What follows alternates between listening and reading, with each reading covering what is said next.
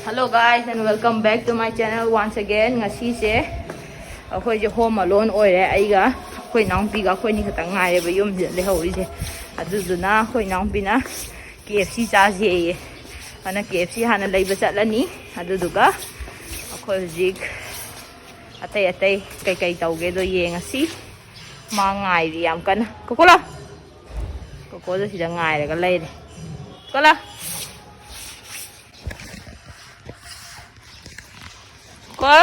Besparu yadre duna electric gari don chatlani hujik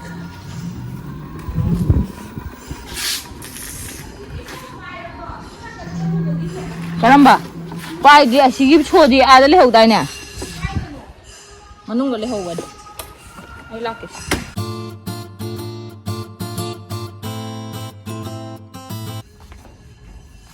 chalo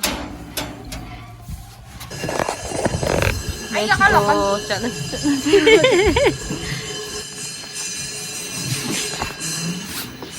Nano? VIP halo. Yari.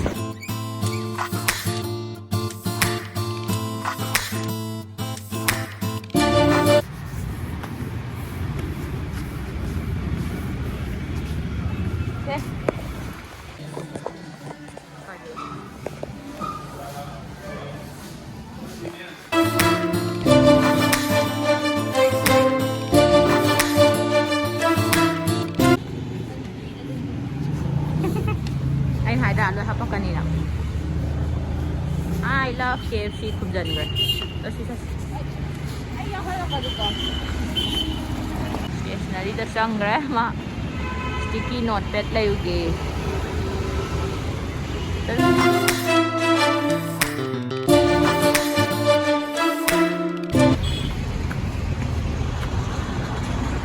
Bilal sing dom.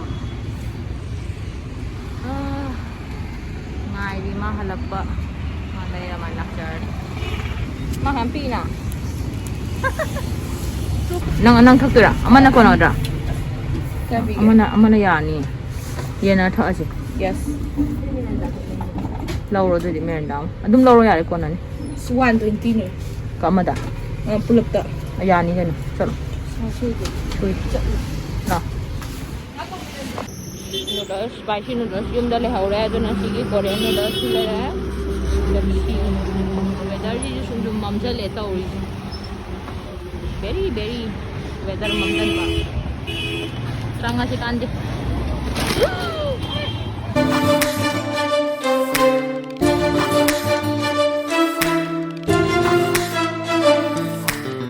Karang bano si Sina, Mr. Noodles la. Mr. Noodles, Sina. KFC की chicken piece मरी हारगा अनि खक यारमे आइन छोइरा मोइ छोइरा खंग्रे तारब काबदो छोइरा मनि सिना stir fries सिना Pepsi सिना spicy noodles चाउरा सिनु सादोइन सिनु पारम ले सिना खंदे मोइ पिदैनि मायो ओइन मरी तारबा खंदे मरी हार जला चस्ला हा हिजो मे जला पन नगार बजिया Hindi may dala ko nung ay bra. Na magkika.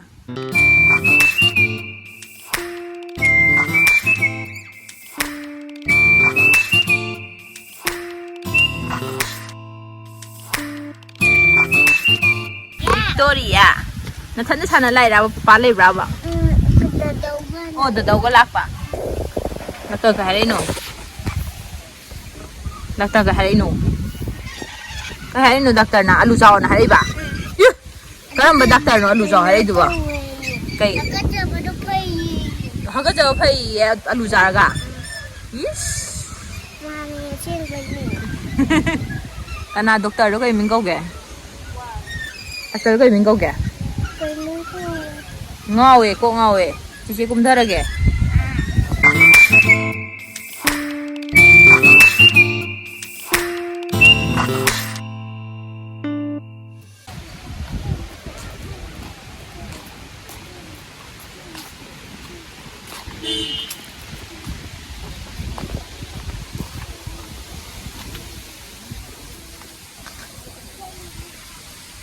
Saya nunggu kali lah kan ko. Nào silo. Ali, kijadra da lepida. Ha. Kibra. Kida. Ni pai khale nga me am pai khale e. Ngam bùa cháu mà chú giáo đi nè. Cái ngom go dai. Silai jam phaja bune loin kien gre. Inge nang lotri jo phau go dre inge. Lotri ticket ang kak thoe khoi.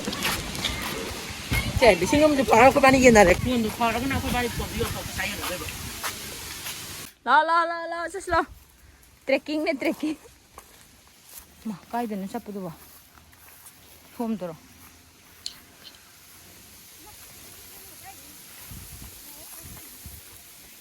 Sidoro. Umo.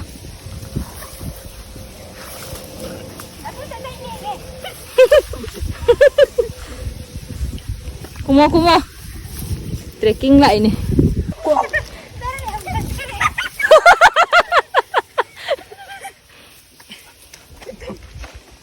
Hai jam lui hai bene. Hai gì lu da bene. Ayo to male.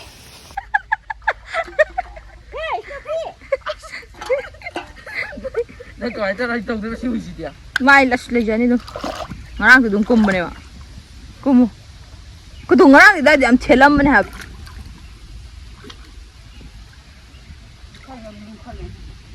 Dai do dom de lui hai bene, dom de lui hai bene am na ngak yaw hai bene dai do. Som de lu de hai bene.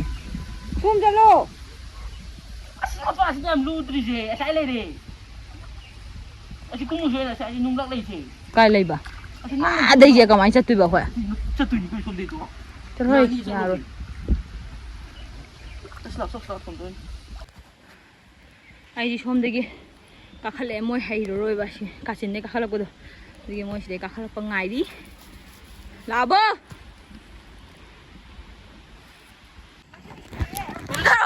Sidaro. Saya mau pai view ra.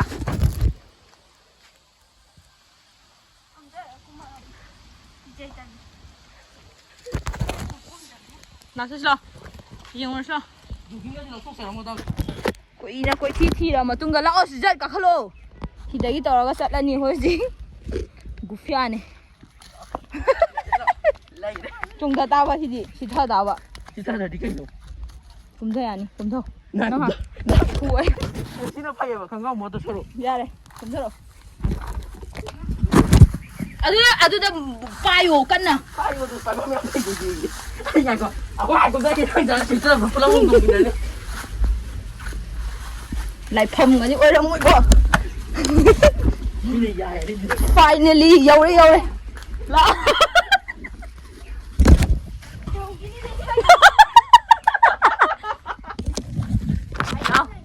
Cũng đâu mà ra xịt thật ồ. ra sẽ thay lại mà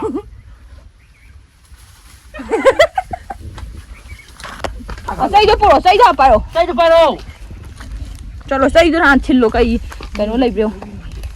Glass cái am tai hay bini. gì liệu xuống ra gì Cho tôi nè, cho tôi nè. là từ cái này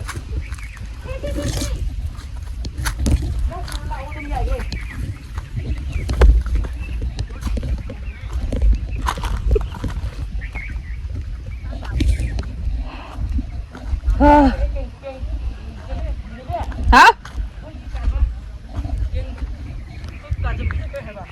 Con cái crep. tiếp tục sẽ lên làm đôi để sao thế nào Nè cái này. Đúng là cái hàm.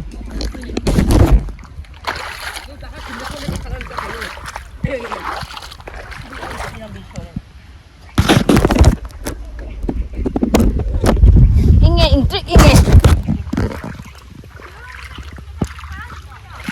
đúng lòng cái không nhiều cái lòng Ngoài đây thì tôi lên cho mẹ. thả ra đi Thả đây điều gì thả đây. giao gặp Dạ em tôi. mà chỉ vòng lặp gì Nó nung chẳng đồ mà. Nó phản nó đang trộn. Cái đâu đi kìa mà. Cái đâu đi kìa nè. phương diện phương giá nó thay đi hiện tao không tao không phải để phải sửa lại xuống lên một cái gì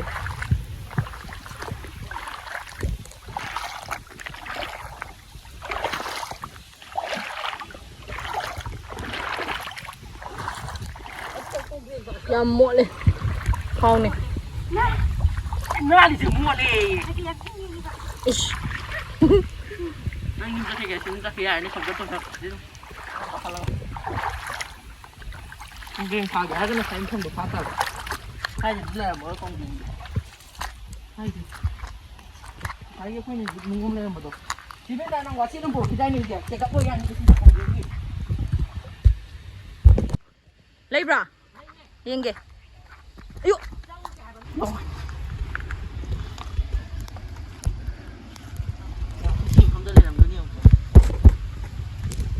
Puthoro dadi. Kadai. Kadai bút lấy bra. Kadai. Yau bra. Giao đây bạn. Yên kìa này, puro này. Tinh thuốc kìa. Ai. Yo. Yo. Luôn xuống rồi.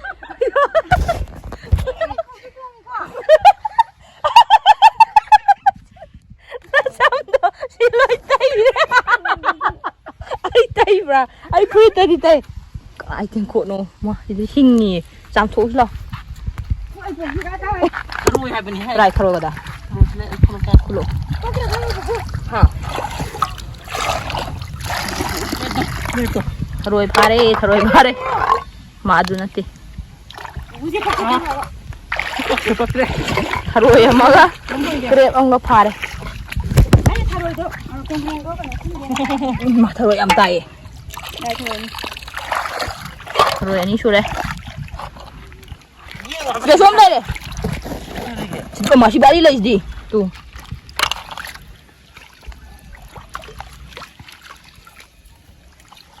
Chết cái gì bro? Hingi.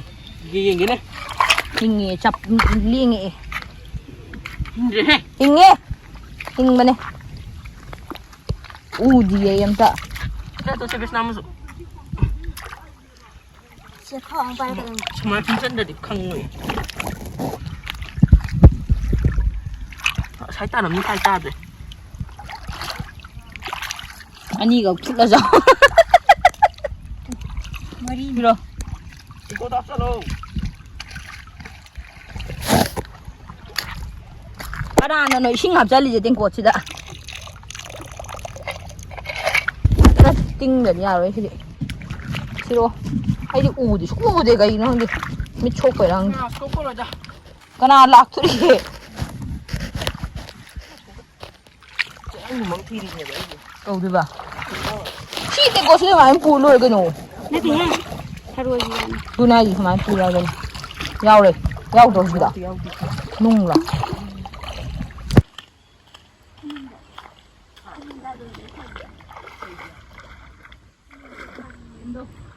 Cai tu di. Đây có bún nó bay cái áo ai lên hông rồi nè.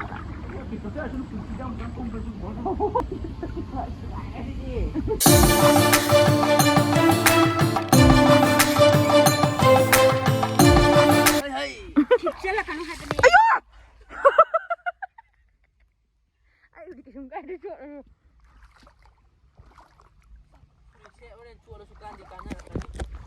Ai nang isu video sao lagtre. 10% tangai.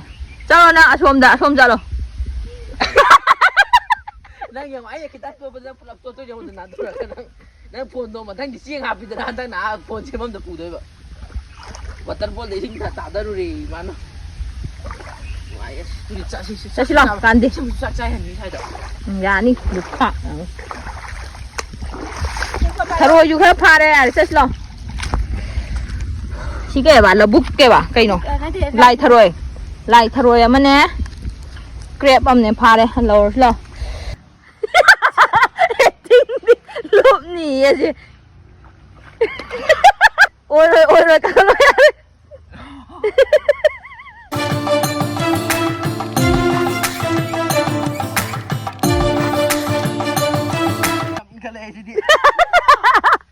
Lúc hay buồn thế bà. Bập đi bà. Lúc bữa chắc rồi cái gan nào bà. So dia nak kan bikin saya. Nanti ke? Ya, just lo. Coba tu soal lagi dah. Kamu.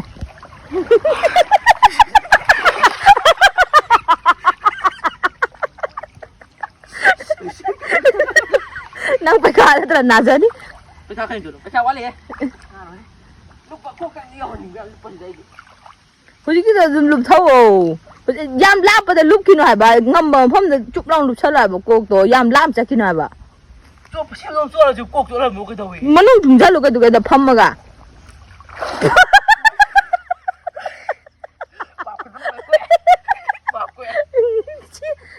ꯊꯤꯌꯣ ꯃꯌꯥꯝ ꯇꯥꯊꯒꯅ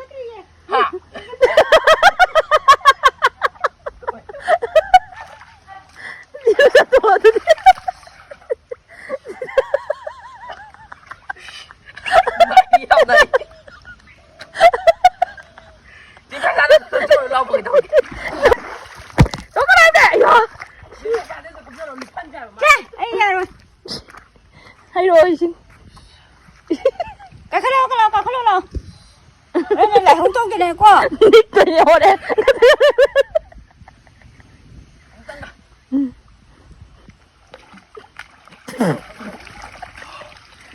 내가 졸라 비행게 맞아 안 그래도 좋대 거기 미야지 좋대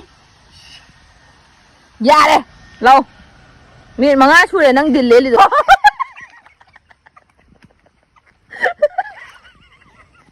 내가 산 떡잡니고 아그렇게 많이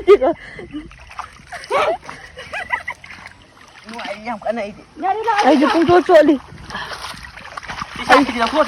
이사로 럭소야 실내 자시 이사로 나 아니 이사로 럭소야 비디오 보 알레 무디 얘네 cái nó phá đây rồi thà rồi với hàng phá đây ăn là gì ai tăng kháng đi chọn này bây giờ thổi ra đi à rồi đang đi mua rau mà phụ lạc đây nè nó có phụ lập lúc pin này thôi dùng hạt lệ Snoopy lên dùng bàn đặt Snoopy à coi tụi đèn chặt luôn đấy để chui rồi coi làm mẹ